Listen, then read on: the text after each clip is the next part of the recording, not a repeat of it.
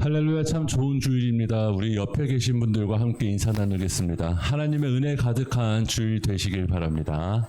하나님의 은혜 가득한 주일 되시길 바랍니다. 우리 뒤편에 있는 성가대를 위해서도 함께 인사 나누시기 바랍니다.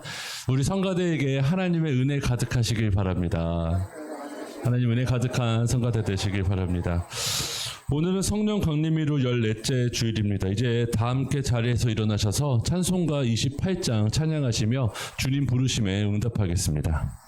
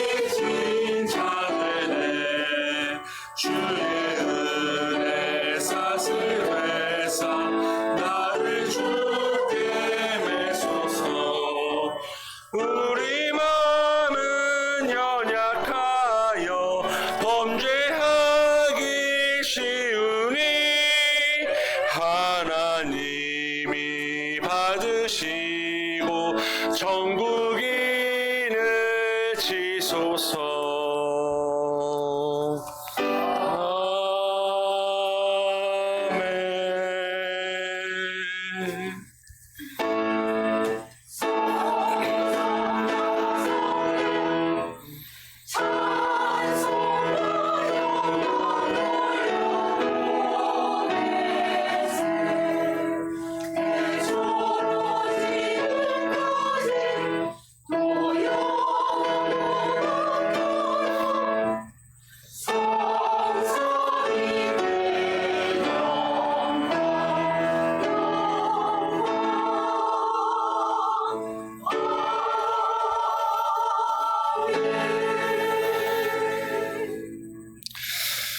함께 기도하겠습니다.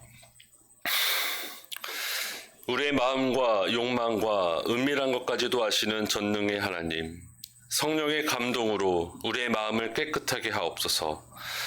하나님을 온전히 사랑하고 그 거룩하신 이름을 진심으로 찬양하게 하옵소서. 주 예수 그리스도의 이름으로 기도합니다. 아멘. 우리가 죄 없다고 하면 이는 자신을 속이는 것이요 진리가 우리 안에 있지 않기 때문입니다. 그러나 우리가 죄를 고백하면 신실하시고 의로우신 하나님은 우리의 죄를 용서하시고 모든 불의에서 깨끗하게 해주십니다. 이제 우리의 죄를 참회하며 침묵기도 하겠습니다.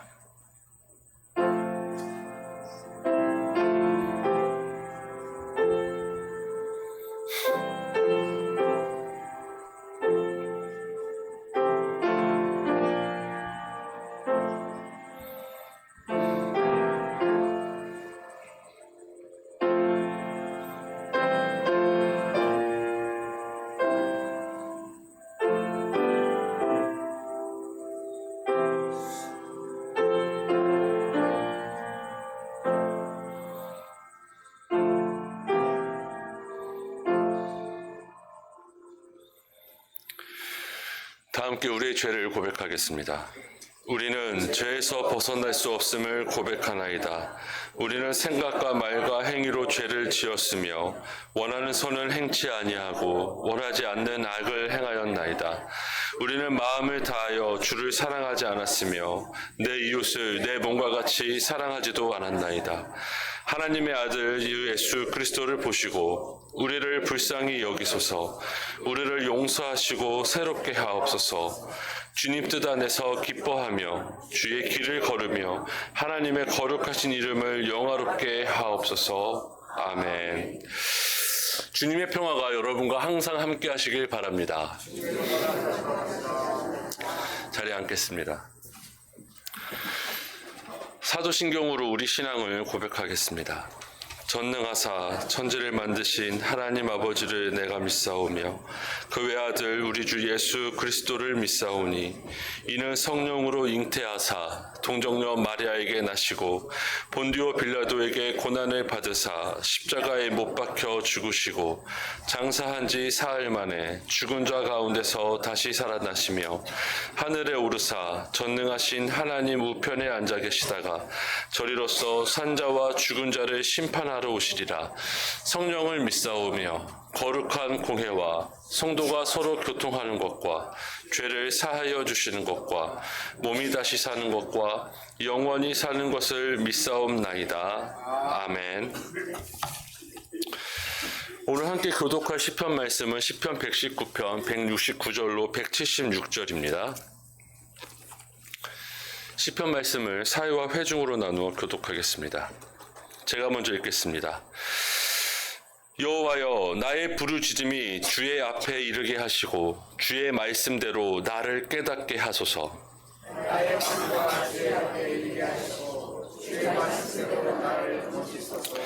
주께서 율례를 내게 가르치심으로 내 입술이 주를 찬양하리이다.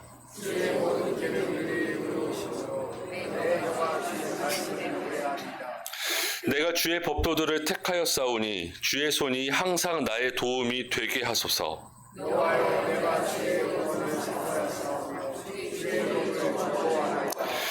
내 영혼을 살게 하소서. 그리하시며 주를 찬송하리이다. 주의 균례들이 나를 돕게 하소서. 이른 양같이 내가 방황하오니 주의 종을 찾으소서. 내가 주의 계명들을 잊지 아니함이니이다. 아멘. 다 함께 찬송가 305장 찬양하겠습니다.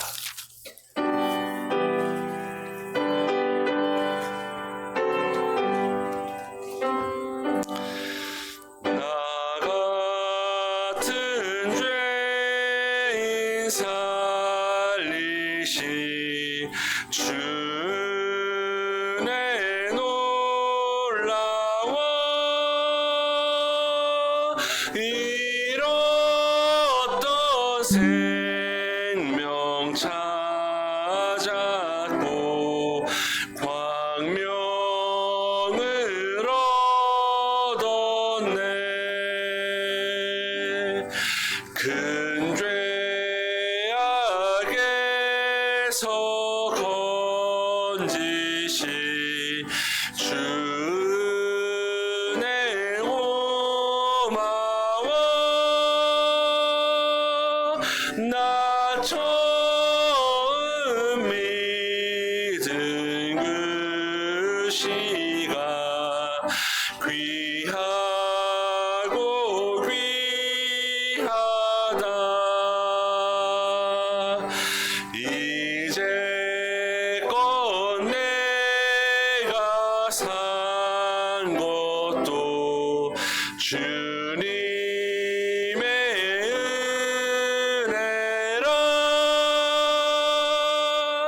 또 나를 장차 본향에 인도해 주시리. 거기서 우리 영원히 주님의 은혜로 해처럼 밝게 살면서 주 찬양하리라.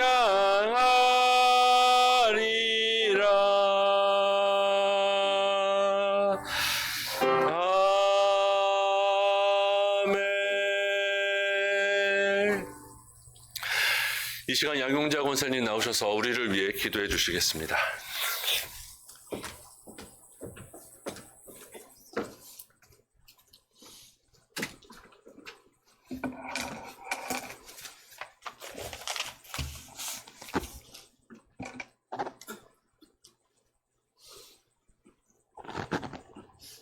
함께 기도드리겠습니다. 사랑과 은혜가 풍성하신 하나님, 건강한 몸으로 주일 성수할 수 있게 하여 주심을 감사드리옵나이다. 하나님 아버지, 늘 주님의 은혜 안에 살면서 주님을 사랑하기보다 항상 자신을 내세우며 급급한 저희들이 교만과 흡성을 버리고 회개하기를 원하옵나이다. 주님, 저희들은 오늘 또 주님의 음성을 듣기 원합나이다. 모든 죄에서 해방되고 많은 기도와 말씀의 수양을 통해 깨끗한 마음을 가지면 하나님의 음성을 들을 수 있다고 믿고 있습니다. 하나님 아버지, 나라와 민족을 위해 기도하옵나이다. 지금 이 나라는 서로가 서로를 짓밟고 넘어서려는 개인적인 이기주의자가 되고 각계각층 서로가 불신하여 갈등을 증폭시키는 사회가 분열되어가는 안타까운 현실에 있습니다. 주님 도와주시옵소서.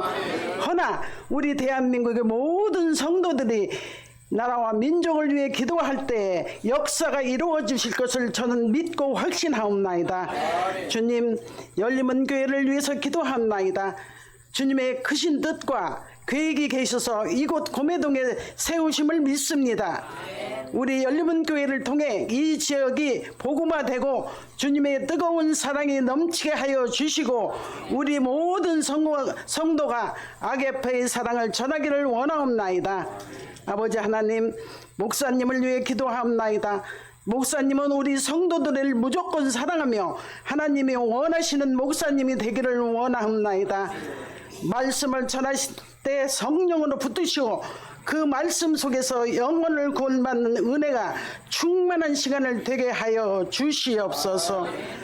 아버지 하나님, 오늘도 주님이 우리 성도들 몸된 교회를 위해서 충성하는 일꾼들을 기억하시고 이들을 통해 온 교인들이 성령으로 충만해지는 역사가 있게 하여 주시옵고, 특히 하나님 아버지, 성가대 우리의 주아버지이셔 마음은 흔들릴 수 있는 고마운 성가대를 우리 하나님한테 기억하여 주시옵고 기쁨으로 단을 세울 수 있도록 주님 함께하여 주시옵소서. 이 모든 말씀 예수 그리스도의 이름으로 기도하옵나이다.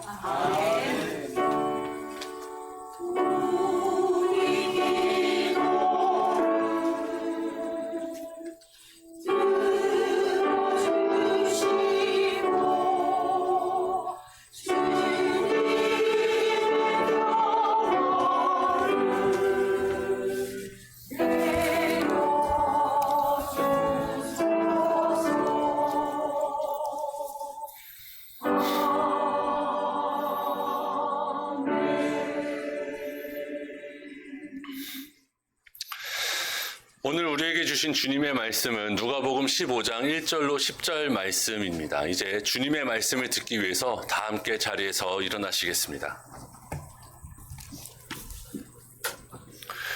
제가 주님의 말씀을 봉독하겠습니다. 모든 세리와 죄인들이 말씀을 들으러 가까이 나아오니 바리새인과 서기관들이 수군거려 이르되 이 사람이 죄인을 영접하고 음식을 같이 먹는다 하더라. 예수께서 그들에게 이 비유로 이르시되 너희 중에 어떤 사람이 양 100마리가 있는데 그 중에 하나를 잃으면 99마리를 들에 두고 그 잃은 것을 찾아내기까지 찾아다니지 아니하겠느냐.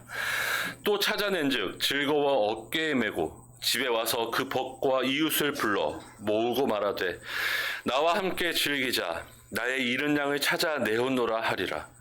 내가 너희에게 이르노니 이와 같이 죄인 한 사람이 회개하면 하늘에서는 회개할 것 없는 의인 99으로 말미암아 기뻐하는 것보다 더하리라. 어떤 여자가 10 드라크마가 있는데 하나를 잃으면 등불을 켜고 집을 쓸며 찾아내기까지 부지런히 찾지 아니하겠느냐. 또 찾아낸즉 벗과 이웃을 불러 모으고 말하되 나와 함께 즐기자. 잃은 드라크마를 찾아내었노라 하리라. 내가 너희에게 이르노니 이와 같이 죄인 한 사람이 회개하면 하나님의 사자들 앞에 기쁨이 되느니라. 아멘. 이것은 주님의 말씀입니다. 자리에 앉으시겠습니다. 이제 임마누엘 성가대 하나님께 영광 올리는 시간 갖겠습니다.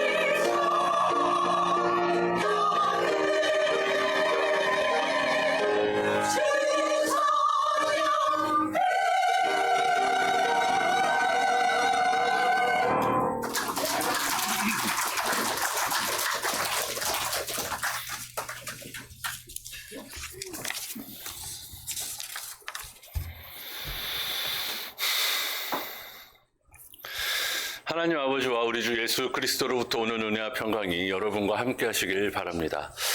오늘 복음서 말씀을 보겠습니다. 말씀은 세리와 죄인들이 주님께 가까이 오는 모습으로 시작합니다. 그들은 왜 주님께 가까이 왔을까요? 주님이 그들을 부르셨고 하나님의 말씀을 선포하기 위해서입니다. 이 모습을 본 바리새인과 서기관들이 주님을 수군거리며 비난합니다. 예수님이 율법의 죄인들을 가르치고 그들과 함께 식사를 하시기 때문이죠. 그렇다고 왜 비난을 할까요?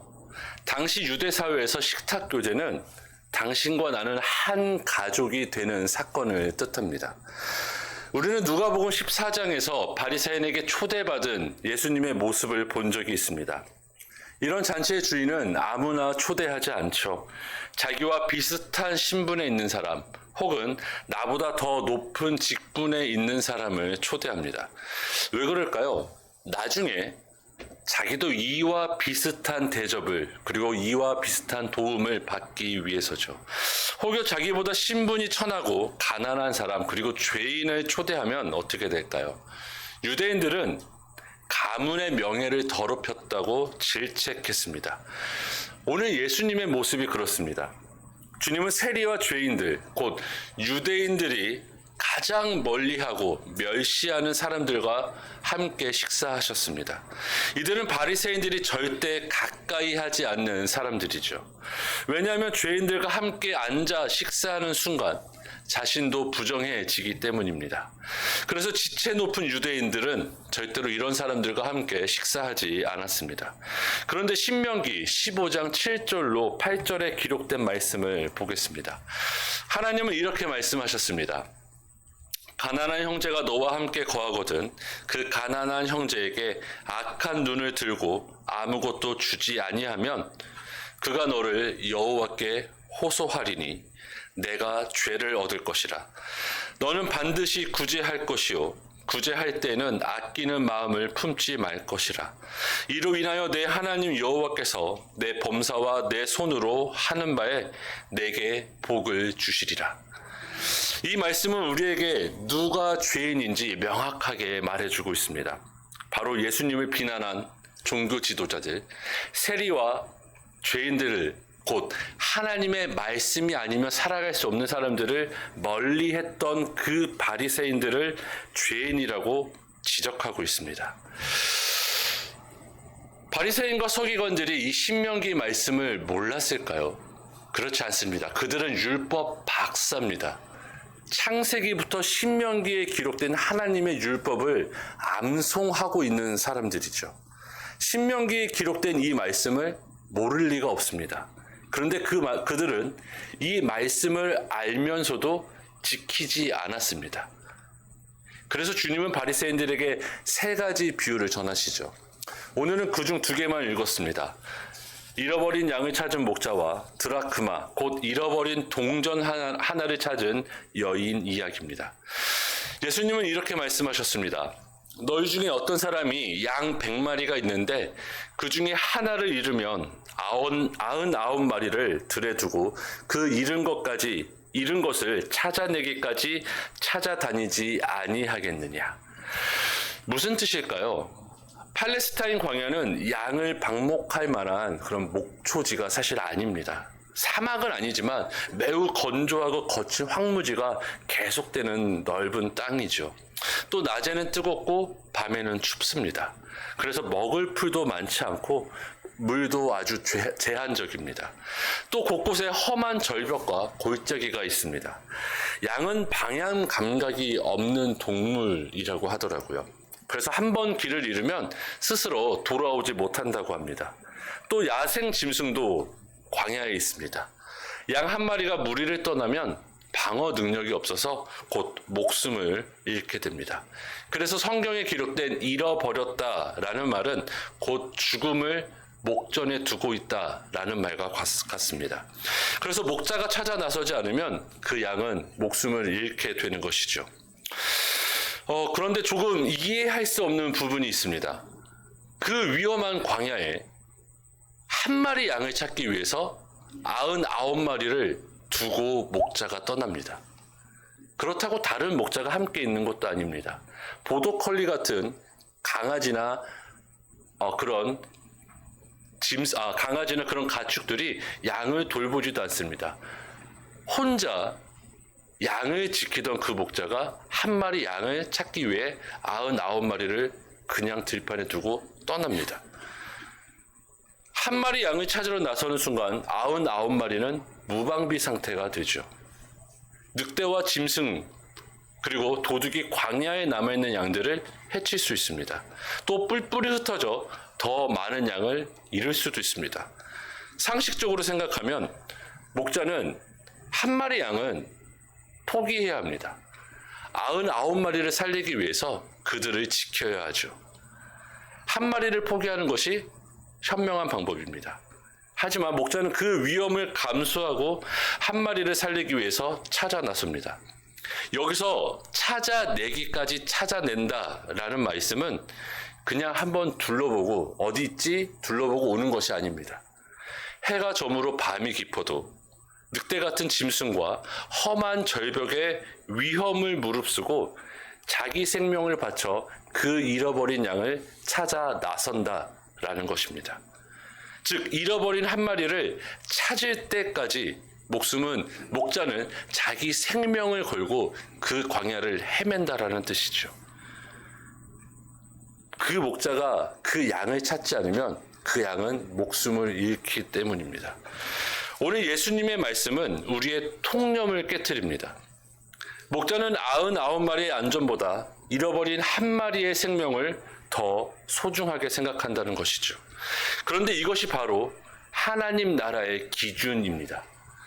우리는 다수의 이익, 효율과 생산성을 중요하게 생각합니다. 하지만 하나님에게는 잃어버린 한 영혼이 더 중요합니다. 우리는 이 말씀을 통해 하나님께서 잃어버린 영혼을 얼마나 소중하게 생각하시는지 알 수 있습니다. 하나님은 다수를 위해 소수를 희생시키는 방법이 아니라 한 사람이라도 잃지 않으시려는 사랑으로 우리에게 은혜를 베풀어 주십니다. 그래서 예수님은 찾을 때까지 멈추지 않고 계속 찾아 나서셨습니다. 그렇다면 이 비유는 한 사람을 향한 예수님의 따뜻한 마음을 보여주는 걸까요? 이 말씀은 우리를 회개의 자리로 인도합니다.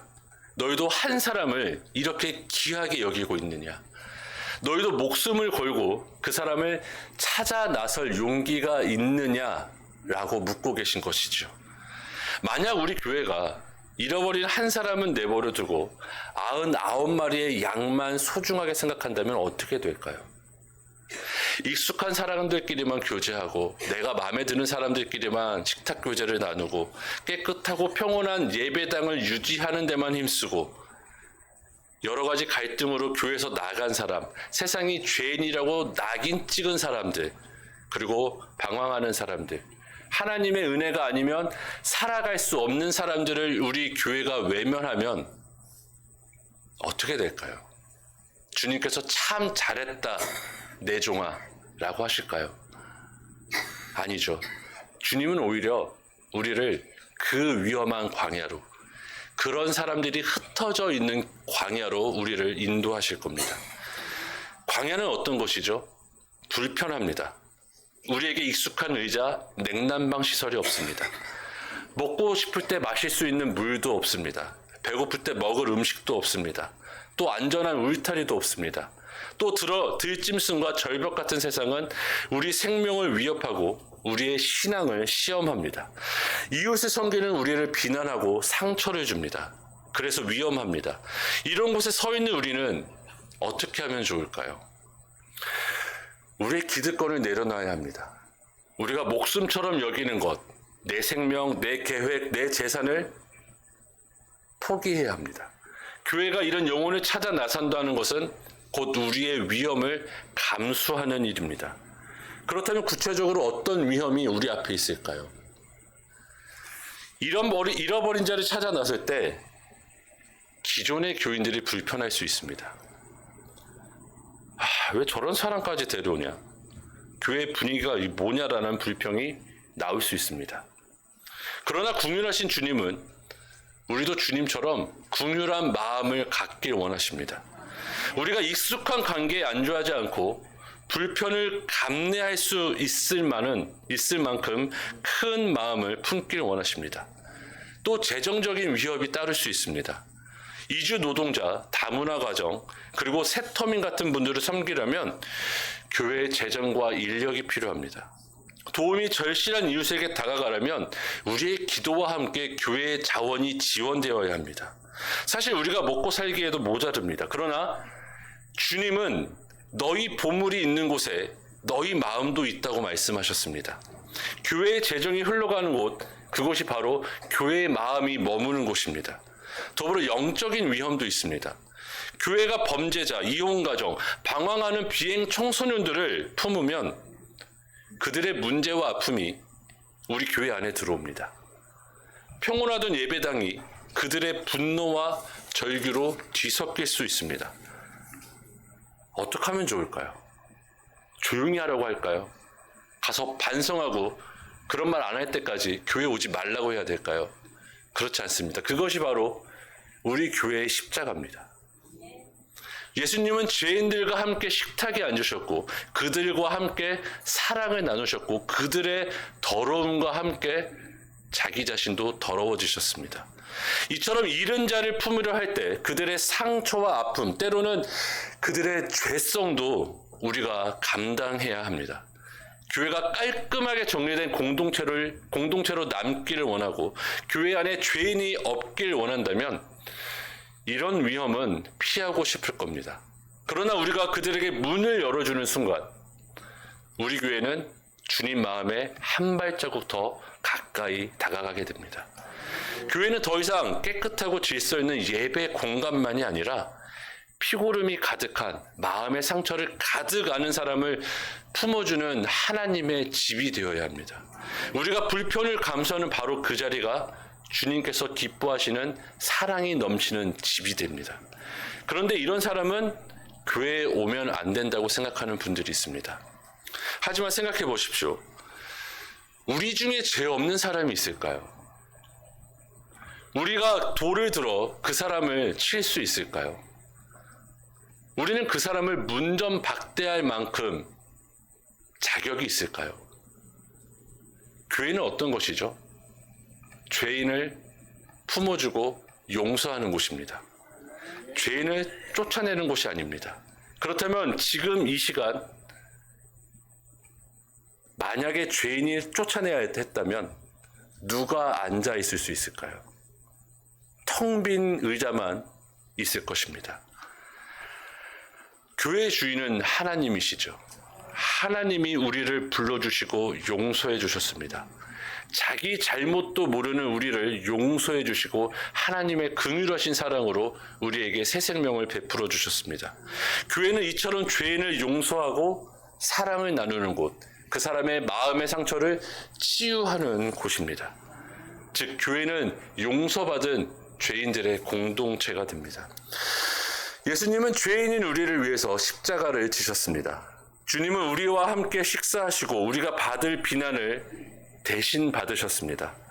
주님은 우리 대신 십자가에 못 박히시며 내 양을 위하여 목숨을 버린다고 하셨습니다. 이처럼 사랑은 위험과 공존합니다. 그러나 그 위험을 껴안는 교회가 주님의 마음을 따르는 참된 제자이며 바로 그 교회에 하늘나라의 문이 열리고 잔치상이 내려옵니다. 바라기는 우리 교회가 누구나 들어올 수 있고 누구나 와서 용서받고 치유받을 수 있는 하나님 나라의 거룩한 교회 되기를 주님의 이름으로 축원합니다. 예수님은 또 다른 비유를 들려주셨습니다. 어떤 여자가 드라크마 10개가 있는데 하나를 잃으면 등불을 켜고 집을 쓸며 찾아내기까지 부지런히 찾지 아니하겠느냐라고 하시죠. 한 드라크마는 유대인의 하루 품삯입니다. 서민에게는 굉장히 귀한 돈이죠. 당시 팔레스타인 여인들은 결혼할 때 그 드라크마 10개를 머리에 화관처럼 올리거나 목걸이로 장식을 했다고 합니다. 일종의 결혼 예물로서 그런 10개의 드라크마를 받은 것이죠. 그런데 그 중에 하나가 없어졌습니다. 단순히 동전 하나가 사라진 것이 아니라 자기가 가장 소중하게 생각하는 것 중에 하나가 사라진 것이죠. 그래서 여인은 등불을 켜고 온 집안을 샅샅이 뒤집니다. 바닥을 쓸고 구석구석을 확인합니다. 먼지를 다 뒤집어 쓰면서 그 동전을 찾았습니다. 마침내 찾아내면 이웃들을 불러 기뻐하며 잔치를 엽니다. 왜 이렇게 동전 하나에 집요했을까요? 그만큼 소중하기 때문이죠. 하나님이 우리를 찾는 이유도 이와 같습니다. 우리가 하나님의 소유, 하나님의 형상으로 지음받은 하나님의 자녀이기 때문입니다. 우리가 하나님을 떠나 죄 가운데 살면 하나님은 마치 잃어버린 보석을 찾는 사람처럼 우리를 포기하지 않고 찾으십니다. 여기서 한 가지 주목할 것이 있습니다. 두 가지 비유의 공통점이 있죠. 잃어버린 것들은 스스로 돌아오지 못합니다. 양과 드라크마 모두 잃어버린 채로 있습니다. 찾는 사람이 수고하고 빛을 비추고 청소하고 찾을 때까지 찾아 나서야 됩니다. 우리를 향한 하나님의 구원도 이와 같습니다. 우리가 하나님을 찾는 것이 아니라 하나님이 우리를 먼저 찾아주셨습니다. 우리가 빛을 향해 걸어간 것이 아니라 우리가 어둠 속에 있을 때 하나님께서 우리에게 빛으로 오셨습니다. 우리가 하나님의 손을 잡은 것이 아니라 하나님이 절벽 끝에 매달려 있는 내 손을 붙잡아 주셨습니다. 또 이런 말씀도 하시죠. 이와 같이 죄인 한 사람이 회개하면 하늘에서는 회개할 것 없는 의인 99으로 말미암아 기뻐하는 것보다 더하리라. 예수님은 죄인 한 사람이 회개하면 하늘에서 기뻐한다고 말씀하셨습니다. 그런데 우리는 종종 회개를 남의 일로 생각할 때가 있습니다. 내가 아니라 저 사람이 먼저 변해야지. 내가 아니라 저 사람이 먼저 회개해야지 라고 생각합니다. 하지만 주님은 항상 뭐라고 하시죠? 우리에게 회개하라고 먼저 선포하셨습니다. 다른 사람에게 회개를 선포하라고 하지 않으셨고 먼저 회개하라고 주님이 말씀하셨습니다. 그렇다면 회개는 무엇일까요? 단순히 우리의 죄를 고백하는 것이 회개는 아닙니다. 죄를 향했던 우리의 마음과 삶이 이제 하나님을 바라보는 것입니다. 죄에서 벗어나 하나님의 말씀대로 사는 것이 진정한 회개입니다. 그렇다면 우리는 무엇을 회개해야 할까요? 우리도 모르게 바리새인처럼 살고 있을지도 모릅니다. 우리는 나와 다른 사람을 죄인 취급하고 정죄하며 마음속으로 거리를 두고 있을지도 모릅니다. 또 하나님 말씀에 근거하지 않고 내 생각, 내 기준을 근거로 누군가를 정죄합니다. 이제 그 마음을 회개해야 합니다. 이제 이렇게 살아보면 어떨까요? 혹시 저는 그럴 리는 없다고 생각하지만 지금 이 자리에 함께 앉아있는 분들 가운데 오늘 눈을 마주쳤는데도 인사 나누지 않은 분들이 계십니까? 대답하지 마십시오. 없을 거라 믿고 있습니다.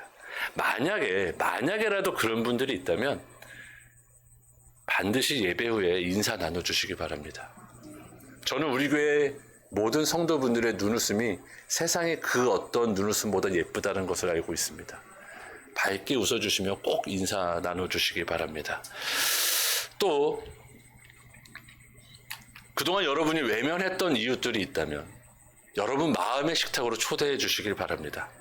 그리고 우리 교회를 떠나신 분들, 나에게 상처를 준 사람을 여러분 마음의 식탁으로 초청하시길 바랍니다. 그리고 먼저 사과하시길 바랍니다. 그동안 쌓아둔 오해와 갈등을 풀어야 합니다. 오해와 갈등이 쌓이면 고름만 생깁니다. 그 고름을 짜내면 피가 나고 상처는 깊어지죠. 하지만 우리가 그런 오해를 풀 때 우리는 새로운 삶을, 새로운 생명을 얻을 수 있습니다. 회개는 하나님께만 바치는 죄의 고백이 아닙니다. 회개는 죄를 향한 우리의 삶의 변화입니다. 회개는 하나님과 이웃 앞에서 우리의 삶으로 증명하는 사랑이 되죠. 길에서 만난 잃어버린 영혼에게 손을 내밀어 주시고 여러분의 마음을 열어주시고 또 용서를 건넬 때 하늘에서는 기뻐하며 환호합니다. 주님이 기뻐하시는 것이 바로 이런 회개의 행동입니다. 이제 말씀을 마치겠습니다. 오늘 누가복음 15장의 두 비유, 잃어버린 양과 잃어버린 드라크마를 통해 우리는 하나님께서 한 영혼을 얼마나 귀하게 여기시는지 바라봤습니다. 하나님은 결코 우리에게 무관심하지 않으십니다. 우리가 길을 잃고 방황할 때 하나님이 먼저 우리를 찾아오셨고 위험과 모든 불편을 감수하시며 우리를 회복시켜 주셨습니다. 이제 우리의 과제는 명확합니다. 하나님의 찾으심을 본받아 우리도 잃어버린 영혼을 찾아 나서야 합니다. 이는 단순히 마음만 먹는 것으로 끝나면 안 됩니다. 우리 삶으로 실천해야 합니다. 하나님의 말씀과 함께 우리가 놓친 분들, 우리가 그동안 잊고 지냈던 모든 사람들을 이제는 찾아 나서야 합니다. 교회 안팎에서 방황하는 모든 사람들을 마음에 품고 상처받은 사람들에게 손을 내밀며 용서와 화해를 먼저 건네는 것이 바로 하나님이 원하시는 회개의 열매입니다. 하나님 나라의 기쁨은 한 사람의 회개와 그 회개를 향한 우리의 적극적인 사랑에서 드러납니다. 우리가 잃어버린 영혼을 찾아 나서고 절벽 끝에 매달린 이에게 손을 내밀어 줄 때 바로 그 자리에서 하늘나라의 잔치가 열립니다. 바라기는 이 말씀을 여러분 마음에 새기시고 우리도 주님처럼 잃어버린 영혼을 찾아 나서고 붙잡아주고 회복시켜주며 하나님께서 기뻐하는 삶을 살아가기를 소망합니다. 그리하여 여러분의 삶이 하나님의 긍휼과 사랑이 넘치는 천국잔치가 되기를 우리 주 예수 그리스도의 이름으로 축원합니다. 그리하면 모든 지각에 뛰어난 하나님의 평강이 그리스도 예수 안에서 여러분의 마음과 생각을 지키시리라. 아멘. 기도하겠습니다. 자비로우신 하나님 아버지, 오늘 잃어버린 한 영혼을 끝까지 찾으시는 주님 마음을 보여주심에 감사드립니다. 주님께서 우리에게 먼저 오셔서 어둠 속에서 빛을 비춰주시고 절망 끝에 매달린 저희를 붙잡아 주셨습니다. 그 은혜로 오늘 우리가 주님 앞에 설 수 있음을 고백합니다. 주님, 저희가 여전히 바리새인과 같은 마음으로 나와 다른 사람을 정죄하고 거리를 두었던 것을 회개합니다. 우리의 마음을 새롭게 하여 주시고 주님의 긍휼한 마음으로 우리 이웃을 바라보게 하여 주시옵소서. 주님, 이제 우리가 하나님 말씀대로 살길 원합니다. 잃어버린 영혼에게 손을 내밀고 먼저 용서하며 먼저 사랑하게 하여 주시옵소서. 교회가 깨끗함만을 추구하는 공간이 아니라 상처받은 자들이 돌아오고 회개하는 자들이 기뻐하는 하나님 나라의 집이 되게 하여 주시옵소서. 주님, 우리 교회를 떠난 모든 이들을 기억하여 주시옵소서. 다시 그들을 찾아 나설 용기와 지혜를 저희에게 베풀어 주시옵소서. 우리가 우리의 불편함을 감내하며 한 영혼을 위해 위협을 감수할 수 있는 믿음을 베풀어 주시옵소서. 주님, 우리의 삶이 주님의 찾으심과 기쁨이 드러나는 통로가 되게 하여 주시고 우리가 살아가는 자리에서 하늘 나라의 잔치가 시작되고 하나님과 이웃을 기쁘게 하는 주님의 도구로 사용하여 주시옵소서. 이 모든 것 우리 주 예수 그리스도의 이름으로 기도합니다. 아멘.